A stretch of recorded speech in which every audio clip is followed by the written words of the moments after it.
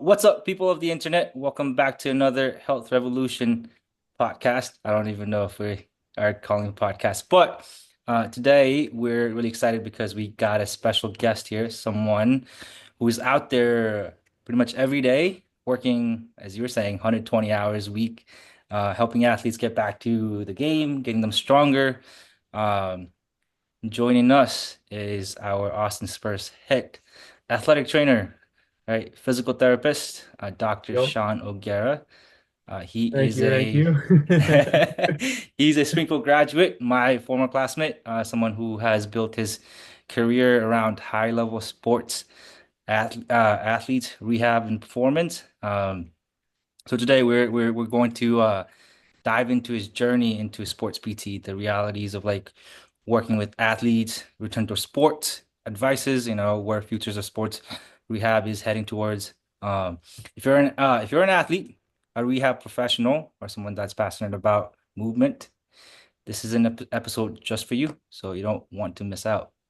All right, so I want to kick off easy, right? I mean, we go back way, to genetics class with what was I his was name? I gonna forgot. say, I was Yeah. gonna say, did you tell them what class we took together? No, bro, he I had told me, no business like being in that class. I know. He was like I told you, like he was like, I am disappointed in you. Like after you saw my like exam grade, I'm like, geez, dude, come on, you're my professor. You can't be saying that. Uh, but but for everyone that is going to be listening, can you like take us through who you are, about your story a little bit? How did you end up in physical therapy and eventually like where you are now? Yeah, absolutely. So just to kick things off, I have my physical therapy license, athletic training license. I'm also certified strength and conditioning coach as well. I have alphabet soup after my last name. Um, but it all goes back to my time at Springfield College, kicking it off uh, with my athletic training undergrad, which is a thing of the past these days. You don't get to see it. It's all transition to master's programs. But I had to have a early on decision of what I wanted to do after undergrad. So I started talking a little bit with some physical therapy professors. What prerequisites did I need to get to go to PT school? Because I knew I wanted to work in high level sports. And the thing that I did at the time was just look up what the athletic trainers, what the physical therapists were doing within football, within soccer, within basketball, you name it. And what I started to see a little bit more of a trend was the dual credentialed individual. So there was a lot of head athletic trainers who were also physical therapists or PTs who were also strength and conditioning coaches. You start to see a lot of different duality and roles come together and blend together in the professional sports realm. And I knew that if I wanted to continue on to working with high level athletes, I was going to have to do something similar.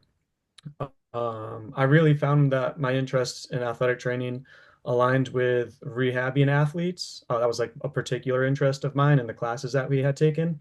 So I was geared a little bit more towards going the PT route, the physical therapy route. And I knew that grad school in physical therapy was going to be more than just orthopedics and athletes and stuff like that. Like as everyone knows, we have our neuro classes, we have our cardio pulm classes, we have our geriatrics and P, you name it. So I was going to have to go through all of that just to reassure myself that I liked the orthopedic aspect of it and the athletic aspect of it. And that helped me a little bit more going from undergrad to grad school and just being reassured that this is the area that I want to continue to pursue. So I got all my prerequisites done at Springfield College, and that really required me to take classes out of my comfort zone, just like genetics. I was the only athletic training student in there. Yeah, it was wild. Um, but I knew it was for the greater good at the end of the day, and it only solidified my application going into grad schools. And that's where my time went right from Springfield College to University of Miami. I probably had like a week, maybe a week and a half off in between undergrad and the start of grad school because it started right in the summer semester. And I hit the ground running for the next 3 years after that. So after being Springfield College graduate of 2018, I was a University of Miami graduate at 21. Just like Subash said, I did a summer athletic training internship with the New Orleans Saints. I spent a little bit of time back home in Connecticut at an outpatient physical therapy clinic, just getting some reps, saving up some money after being a college student for 7 years, Yeah, and just waiting for the next opportunity to come my way. man.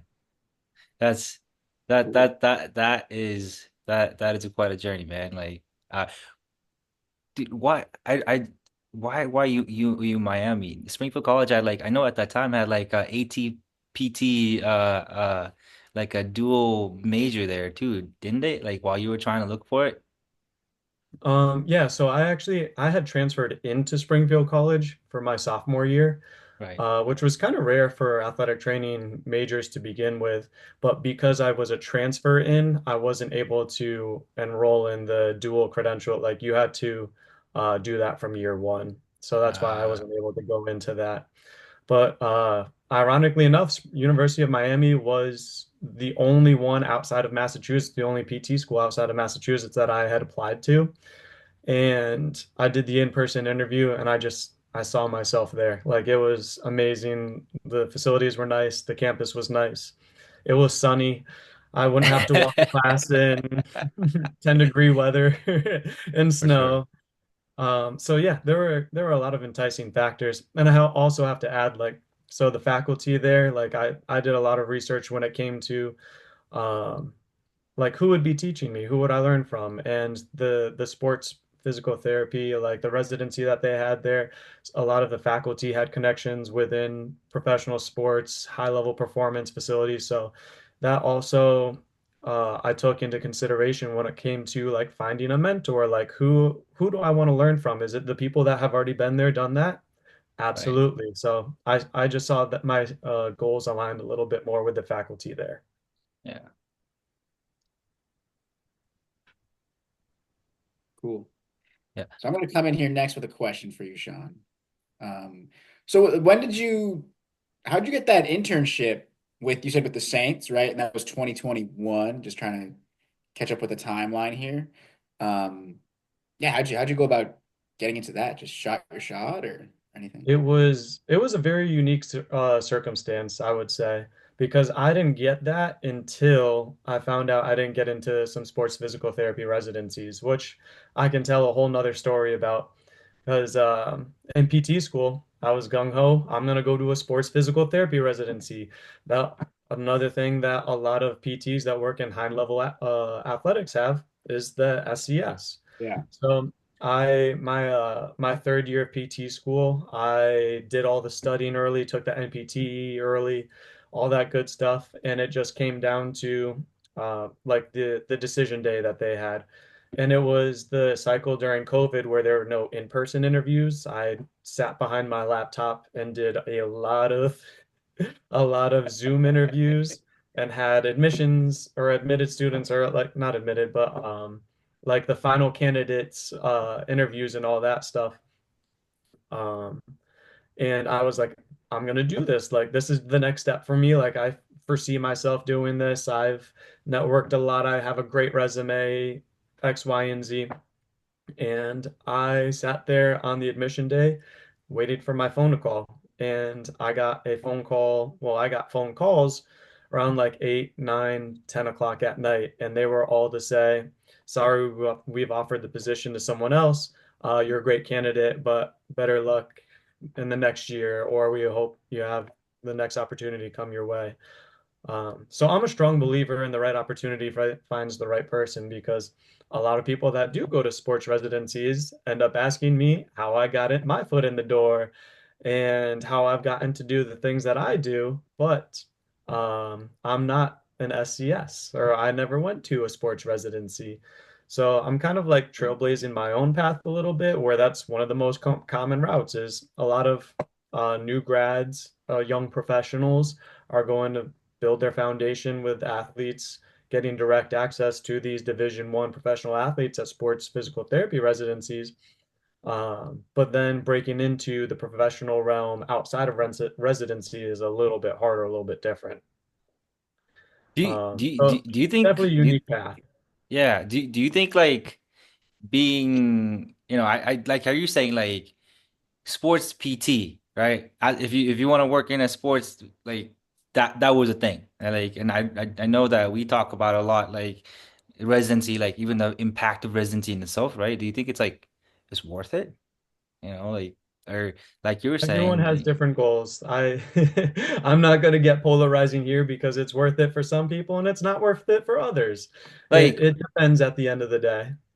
what's like I mean I know that like different programs offer different things, right?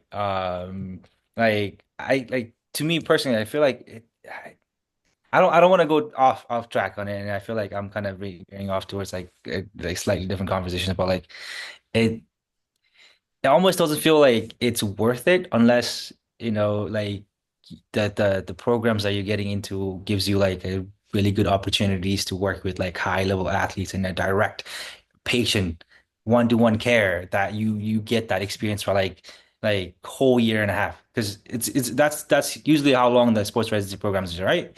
And so anyway, I think it for the people that do residencies, I think it's absolutely worth the connections that you make, the knowledge that you bring along.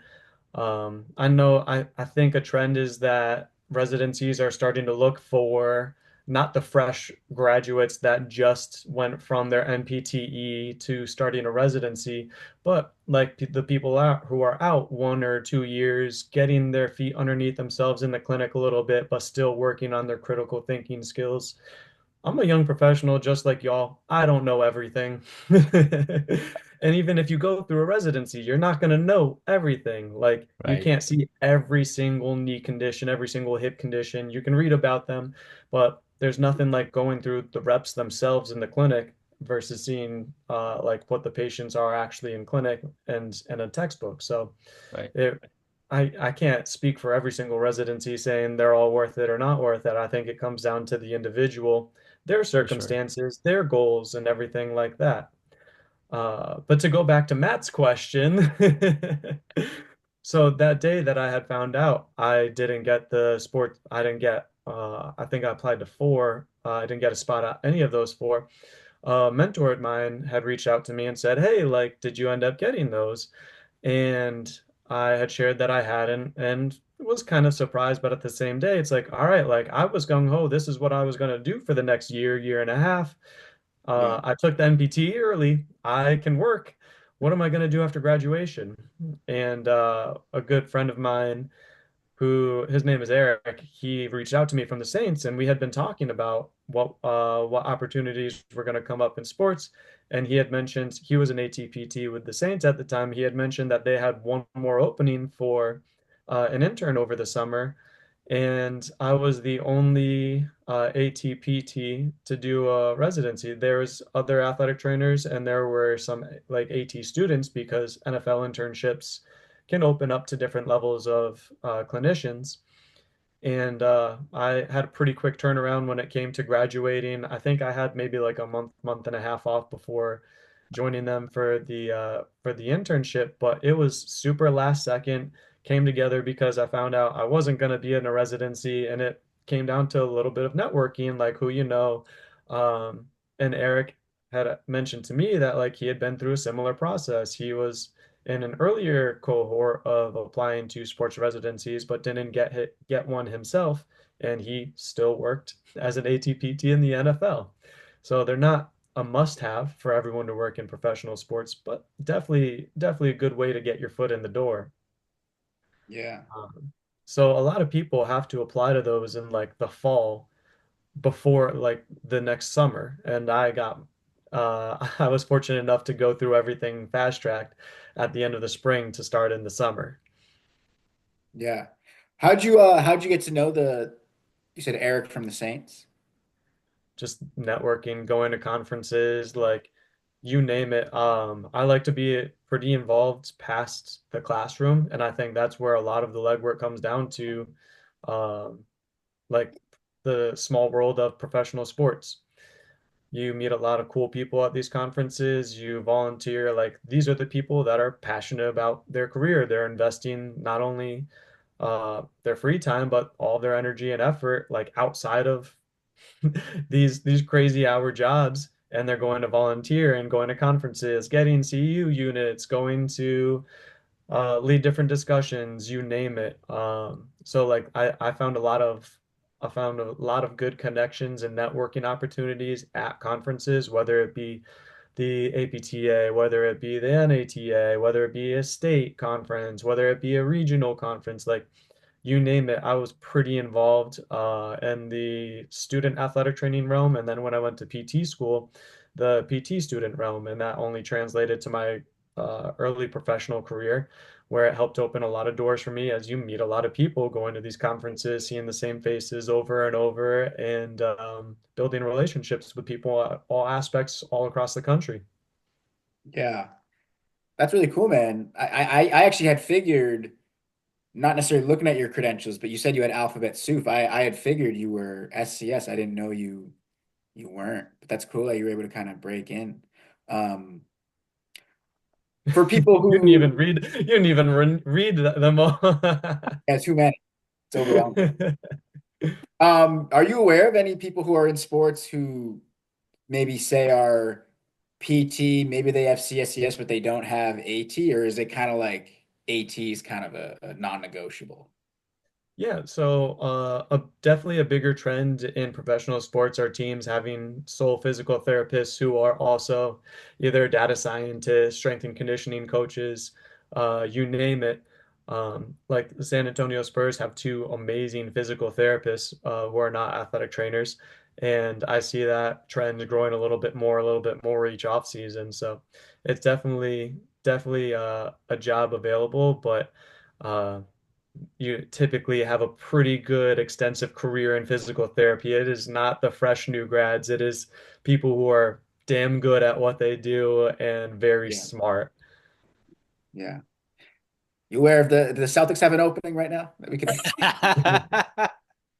or the main Celtics maybe? What's the situation? Actually, yeah, the main Celtics do PTAT. That's Gotta go wild. get my AT real quick. BRB. That's been like That's a lot funny. of people reach out to me on LinkedIn with questions about either career paths or guidance, things of that nature. And lately, there have been a lot of PTs who are asking about breaking into professional basketball. And I have to say, a lot of G League teams are trending towards the dual credentialed head athletic trainer being an ATPT. And it's kind of discouraging for some of the PTs who did 4 years of undergrad, 3 years of grad school, and then they're like, wait, AT is a master's now. I have to do a couple more years. And then you get to like 9 years of schooling, and you're like, that's a lot of Yeah. school. I could have been a Yeah. medical doctor at that point. Wow, right. That's yeah. So I definitely see a lot of PTs who also are like sports certified, like clinical specialists, asking how do you get into the G League? Are there any G League teams that have sole PTs? And the G League has a lot different resources when it comes to sports medicine staffs than the NBA. And I would say there are no G League teams have a sole PT. It's typically dual credentialed. And it's just tough for people that want to break into professional basketball. Uh-huh. Yeah. Um, dude, that's awesome. That I feel like my cat's here. I think she's hungry. That's why Oh, she's yeah. wants She's to like, say hi. yeah. She's got a question for you. She's got a question for you. Um, I know you talked a lot about like, how you got to this space now, right? Like where you are now. Uh, do you Do you want to like, kind of describe it to us, day in the life of, Sean and working in because you mentioned some crazy hours putting into it. Like what does that look like to you off season, on season? You're on a I break was right gonna say now. No 2 days ever look the same. I could go through a day in the life of a treatment day. I could go through a day in the life of a practice day, a game day, a travel day, you name it. So like a lot of these crazy hours can come from whether it be like travel days to like where we go to Mexico City and our team bus is outside of the apartments at 4:30 and I'm helping guys load their suitcases to the bottom of a bus at 4:45.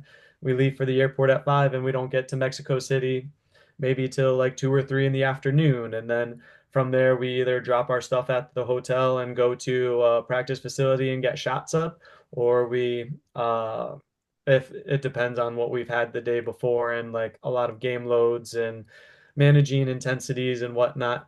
But if it's not that, then it's also setting up treatment slots at the hotel. Because if we fly in, it's typically a game the next day or within the next 2 days, and we're always right there for their bumps and bruises throughout the season. It's not always going to be managing an ankle sprain or knee sprain or something like that. There are going to be your hallux rigiduses that just are painful as hell, but you got to help them get through some toe mobs, some foot intrinsics, and get them as best as you can for the next for the next game. So there's a lot of different like maintenance treatments for guys who are going through all different conditions and getting them as best as you can for whether it be the next day or the next 2 days, or if we play 3 games in 4 days or 5 games in 6 days. Like it can be pretty tough. Um, so it's a lot of travel, it's a lot of treatments, it's a lot of being like as an athletic trainer, we have event coverage, right? So even if 2 or 3 guys are going to get shots up and the most of guys are taking the day off to get their maintenance treatments, we're going to be present at the shoot around, make sure that nothing bad happens. They're all set for their warm ups, their activation. They get their shots up, whether it even just be 30 minutes and then off. Um, we're there physically present just in case anything were to go wrong. And then we get back to the hotel and schedule everyone up for their treatment slots based on what they need. And then after all of that, writing up our daily report, sending it out to coaches, front office, the rest of the sports performance staff, and making sure everyone's on the same page as to who's going to be available the next day, who's making progress, what happened with a new injury, you name it. So there's a lot of in-person work, there's some computer work, it can be a lot in just one day. And that's just a travel day that I was just talking about. Like game days, we've been typically starting up shoot arounds at like 10 o'clock in the morning. So that's everyone going, getting their first shots up of the day, going through film. What do we have on a scout for the team that we're playing that night? What sets do we want to emphasize running on court and everything like that. So if there are guys that have to do rehab, we typically get that done before the 10 o'clock shoot around starts. So we could be getting there 8:30, 9 o'clock, depending on how much treatment, what they need, and being physically present. So that way the player's done with their rehab before shoot around. We're not doing it during shoot around. They get to be just as mentally engaged, even if they're on the sideline. And then afterwards taking care of some maintenance treatments, making sure that we even like our strength coach helps us get meals for the guys to take home after our shoot arounds. And in Austin, we don't have our own practice facility. We practice out of a public gym outside of Austin. So our treatment tables, our kits that have our massage lotion, our circular bands, our BFR units, those are all portable. So we're rolling all of our stuff into the practice facility and setting up our treatment tables, getting our Gatorade bottles ready, setting up ice for afterwards. We're doing all of that on a daily basis. I don't just get to walk into a brick and mortar and have the treatment table ready to go as soon as I walk in. We got to get there early to set up, and after everyone's done, break down. And this similar to just the arena, like we have to get there like about an hour and a half earlier than all of the players do to set up the arena. We are on the bottom of the list when it comes to priorities at the arena that we play at, with the hockey team being above us, some concerts and stuff. So we have all of our equipment in a storage container outside the arena, And every day that we get there, um, we're setting things up. The hydrox, we're filling those up with water, making sure that they can get hot in time for the visiting team to be there. We're setting up the foam rollers and tape in the referees room just in case they need anything. We're making sure that all of our kits are set up. The gum is out on the scores table, the working hand lotion's out there for the guys, and all the tapes ready to go. So, and Wow. all of the Gatorade. How could I forget all of the Gatorade? And then even afterwards, like we're there on the game, we're there for the game. After the game, we make sure guys get their ice. If a guy will ask for a maintenance treatment, we can do that a little bit quick. If there's an injury, we have our team docs taking a look at that injury, helping us either organize imaging for if it's that bad that night or the next morning.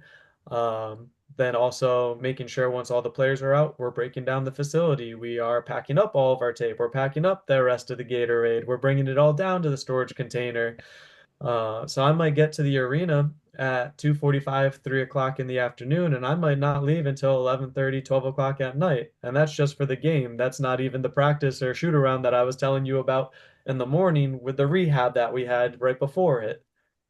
That's Yeah. I've done a lot of talking. Are you guys going to talk a little Yeah, bit? no. no. So I got a question for you, Sean, and I'll start this with just like prefacing because yeah, there's a lot to unpack there, and thanks for sharing that because like I have no clue about like what other PTs do, and like especially in the sports realm. Um, I mean, I do outpatient work, and like when my day's busy, I complain about it. And like I feel I feel pressure of that, but like it's just wild to see how professional responsibilities differ and like also like what kind of expectations there are. It's like that is such a cool job, but like wow, you guys are really busy and you're going. Um, so it's cool to hear that. And then just also cool to hear you drawing parallels with like working with athletes and seeing how it's like not always a sprained ankle, that like there's these other injuries. Like I know it's a job for the athletes, and so how do they show up? I mean, I guess I'd love to hear more about maybe from like the human side of like for the athletes, like when you're working with them, are there any parallels between the sports world and that like maybe outpatient perspective, if that makes any sense? Absolutely. I think it comes down to patient buy-in and like at the end of the day, like I could introduce myself as Dr. Sean O'Gara and try to make people call me Dr. Sean. No one's going to be doing that. When I started in outpatient orthopedic, like when I started at my PT clinic in Connecticut, I would walk into the waiting room and I'd be like, "Hi, like I'm Sean, I'll be your physical therapist today." All of my patients would be like, "So you're taking me to the physical therapist, right?" And I'm like, "No, like it's me." So I started introducing myself as Dr. Sean, and finally they were getting the hang of it, like, "Okay, you're gonna be my healthcare provider." Mhm. If I try to introduce myself as Dr. Sean in the AT room, I'm just gonna get laughed at. And just try to keep it lighthearted. Like we're all, yeah, we're all human at the end of the day. Thankfully, like I like to tell the guys like if I'm not like busy, it's for a good reason. Like some guys love their maintenance treatments and some guys won't talk to me unless something's like hurting really bad. And I have to get it buy-in from them all because they all bring a little bit different personalities. We all spend way too much time together throughout the entire season. They don't care about I mean, they don't care about the initials after my name. They care about how I make them feel. And I think that's pretty parallel to a physical therapy clinic anywhere that you're gonna go. Like if I just talk down to you, I don't educate you, I lose buy-in immediately. But if I make you feel heard, like what brings you in today? Like j 9 times out of 10, I know what brings someone into my AT room because I see them every single day. But PT clinics, you guys are getting new evaluations on your schedule every single day, asking all of that good stuff. Um, and it comes to just making them feel heard and making them feel like they're going to get some progress. Because just as much as basketball is a physical game, in order to perform, you have to be psychologically ready too. So there has to be the continuum of are they physically ready to go and are they mentally ready to go? I try to boil down my evaluations and my explanations to these guys like as basic as I can. So if something's not moving, we want to make sure it can move. If something's not strong, we want to strengthen it. And then function and pain wise, like if something is hurting while you're doing it, okay, on a scale of 0 to 10, where are we keeping this pain scale and can we go forward with it? Should we stop it? And I try to keep it as simple for these guys. That way they don't have to focus on what fancy word or what fancy muscle I'm telling them is hurting them. I'm just telling, we're communicating is something safe to continue to do, or is it something that we should back away from? So it's a lot of consistent communication. It's a lot of patient education, but it's also a lot of just buy-in, making sure that they feel like they're heard and making sure that they feel safe on court. Mhm. That's cool. The there's thanks for sharing that. The psychological aspect of PT is like something I love about this field. And just like you were working with athletes or just like people from the community to like see that and like see that bridge between where they need to be is so cool. Um, you mentioned maintenance therapy and or the maintenance with athletes. And what I'm envisioning is like there's days when they need to manage load and maybe it's a combination of like strength conditioning or like their X or therapeutic exercise with education and then like TLC. Right? Do you guys do a lot of like hands-on manual stuff? Oh yeah, these are my greatest tools right here. Absolutely. Definitely a lot of manual therapy going on. And this year I've integrated a lot more like dry needling as well because I've started to see like a lot of things that are predictors to me of soreness, tightnesses, pains are going to be some increased muscle tone. And these guys, like basketball players, especially with some patellar tendinopathy going on, have some tight quads. And it depends on how long it has it been bothering them. How much is the soft tissue restriction? Is it a big part of your quad that is going to be has increased tone? Is it one little spot? Like so it depends on how fast we want to do it. Are we just noticing this on game day? Are we doing it where we have a couple days to play with? There's a lot of questions and considerations when it comes to maintenance therapies. For instance, with our guys, like one of the most common complaints in basketball, jumper's knee, right? Patellar tendinopathy. You could argue quad tendinopathy is in there too. And what's going to help the patellar tendinopathy? Is it rest and ice? Nope. Fair. It's making them strengthen. It's load. It's like we use the term load management because it can encapsulate so much, but it's gonna be the strengthening. It's gonna be the good activations. It might hurt a little bit until you get warm, but that's where we have the conversations, the psychosport, that a little bit of hurt is gonna be okay until you get warm, but we have to, it's a fine balance because we navigate the gray area. If this was all black and white, we'd have the easiest jobs in the world. For But sure. we don't. We live in the gray area and we navigate that based on the best information available that we have. Uh, so whether that's pain scale, whether that's range of motion, that's the hands-on, what kind of tissue tone do we have? There's a lot of different ways we can influence the decision-making process. And if a guy has tight quads and patellar tendinopathy and he played 45 minutes, the next day, am I making him come into the weight room and do some heavy isos? He probably just needs a day off. He needs maybe some more soft tissue than actual like strengthening. Granted, the strengthening's got to be there, but with like the BFR units that we have, there's like an IPC mode, which is like a flush. Instead of like doing active like exercises, you just put it on one leg, let it go up to a certain occlusion and back for 25, 30 minutes, and they still get the benefit of blood flow restriction without having to go through either body weight, like knee extensions or loaded knee extensions, you name it. But if there's a practice day, we got a few practice days in a row and their knees been bothering them, you can bet I'm gonna have them do some BFR, some knee extensions based on what they can tolerate. And I always try to explain to them, like, you guys are familiar with BFR, like, there's nothing like actual resistance itself in the weight room. So, like, the BFR, depending on how the load has been for these guys the past week, BFR is going to be great, but there's nothing like actually being in the weight room. So there's a balance to it. There's a nuance to it. Who am I working with? Is it the guy that never wants to see me in the AT room that I can get their buy-in for 5 minutes after practice and get them onto the BFR real quick? Or is it the person that loves being in the weight room and I can get to work with our strength coach a little bit and spend a little bit more time on that pre and post practice. So there's a lot of nuance to navigating load management and maintenance treatments and all that good stuff. But yeah, definitely a lot of hands-on work for sure. Um, Last thing I wanted to say, uh,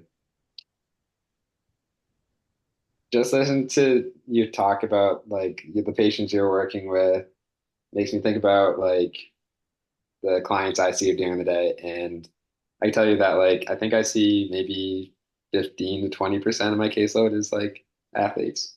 So very, very few. We do have a BFR unit, but I can't tell you the last time we used it. And I love thinking about um, like like return to sport or just like processes or um,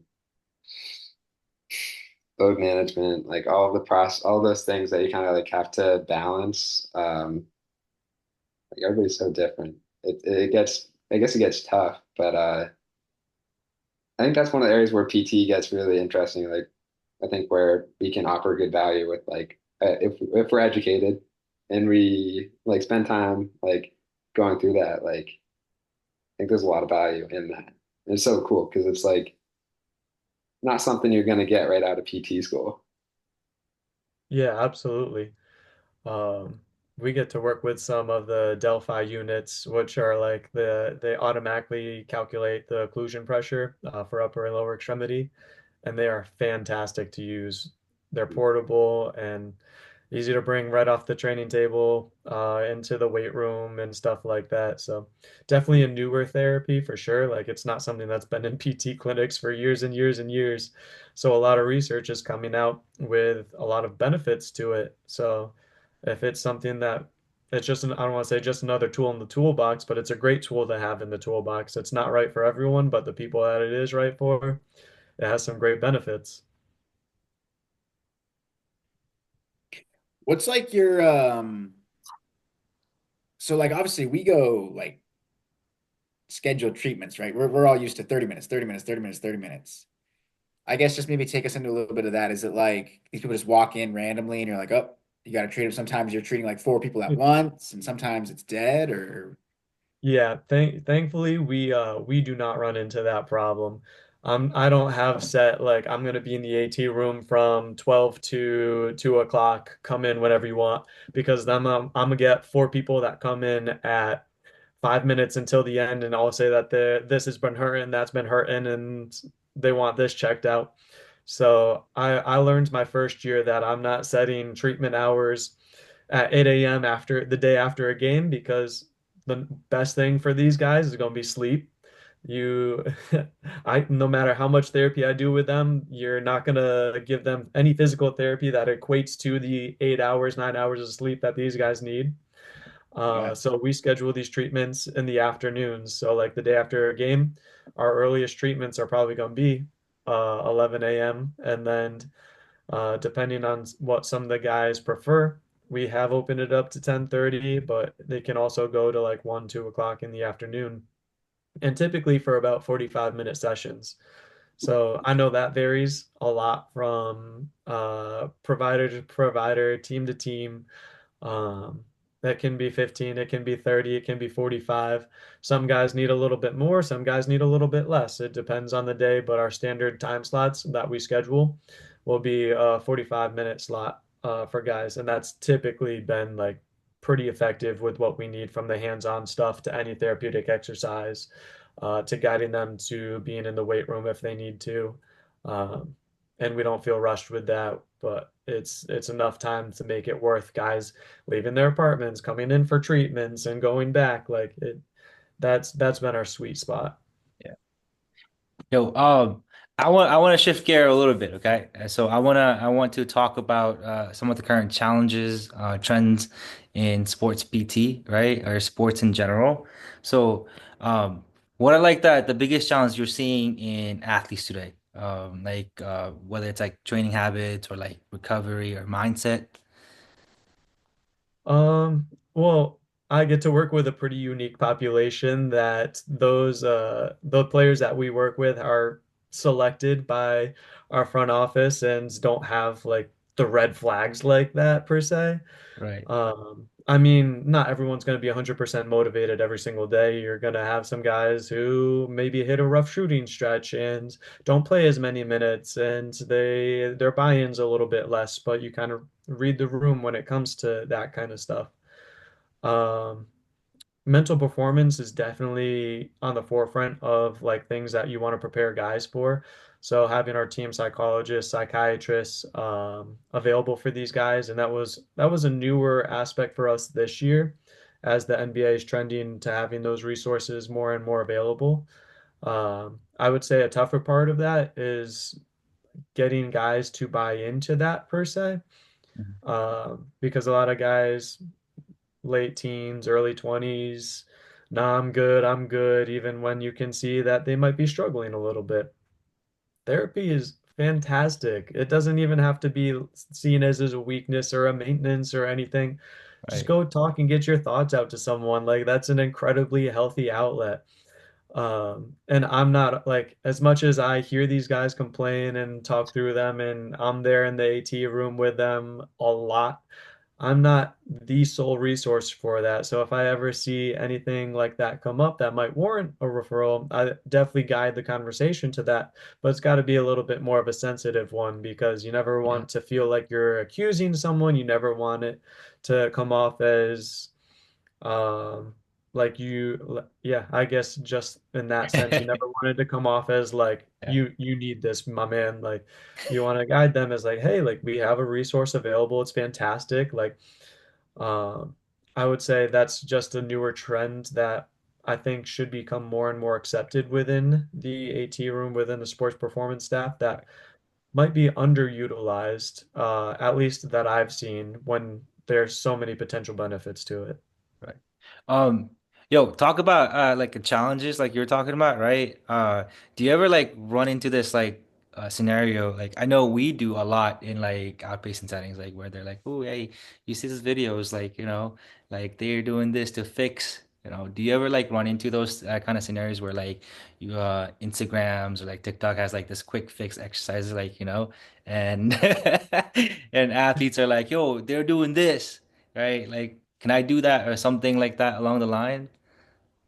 Thankfully, not every day. Like it's far and few in between that someone's like, yeah, like I know my calf has been a little bit tight, but I saw a TikTok video that I should be doing this. Should I do this?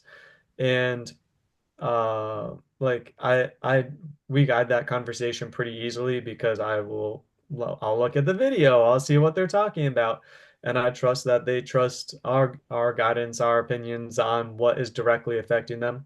A lot of the time it's something over the top that some fancy trainer is using crazy stability and a million bands to try to accomplish one thing, when as PTs, like we can just achieve the same thing with something less fancy, less sexy.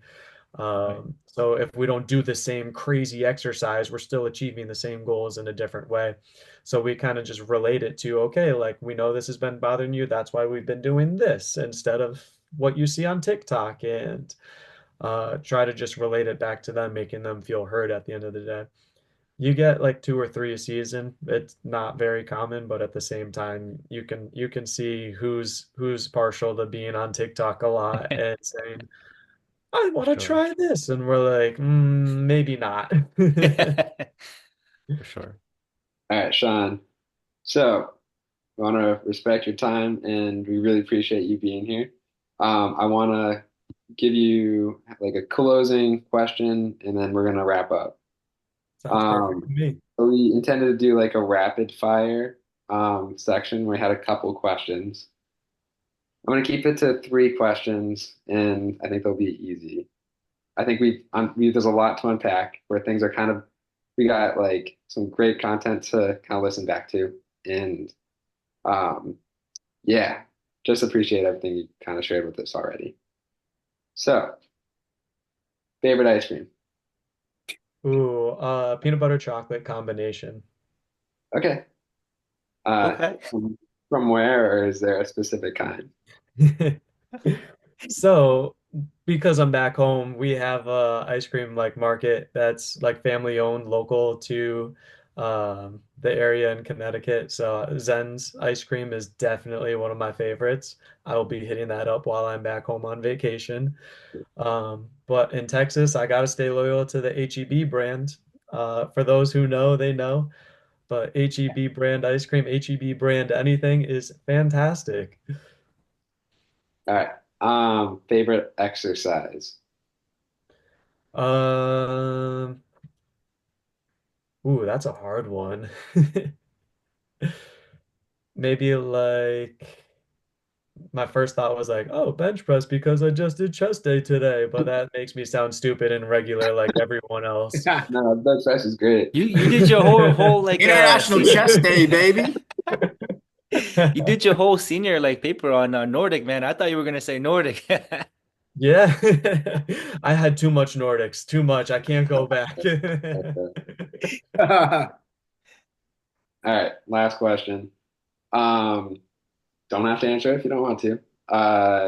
But it doesn't have to be basketball related.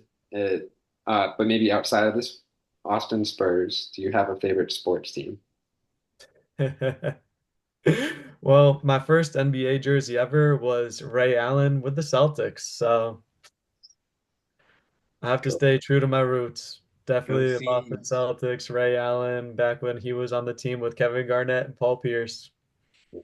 That might have been one of the reasons I went to Springfield College. I'll be straight with that. Boston Celtics, Paul Pierce, Kevin Garnett, Ray Allen. I like fell in love with basketball because of that era. Yeah. Oh, absolutely. Think That's um all my questions. yeah. Thank you, Sean. Hey, those were three great questions. Yeah. I think that's it for today's episode, right? Thank you. You shout out to Sean for hanging out with us, dropping us some serious, I guess, journey, like, crazy journey towards the sports world and wisdom on sports rehabilitations, what the culture is like and also like the whole treatment scenarios going on with that. That's some crazy, crazy time. You're on your toes every single day, huh? Uh, No such thing as the same day twice in a row. That's wild. Before we wrap it up, for the smallest community that we have right now, do you have any if people have questions or wants to like connect with you, what would be like the best place for them to find you? Yeah, absolutely. I think the easiest place for any professional comments, questions is just my LinkedIn. Not too hard to find. If you look up or just Google my name and LinkedIn, I'm sure I will populate. You don't have to care about all the initials after the name, but I'm pretty regular on there to check that and hopefully reply to anyone that has any questions. Awesome. Awesome. Again, thank you again, Sean, for coming in, like taking your time on your finally a break from crazy season. You guys made it all the way to the conference final. I mean, congratulations for like making it all the way. That's huge, right? Thank you. Thank you. Yes, sir. Anyway, thank you for anyone that's tuning in into this our conversation.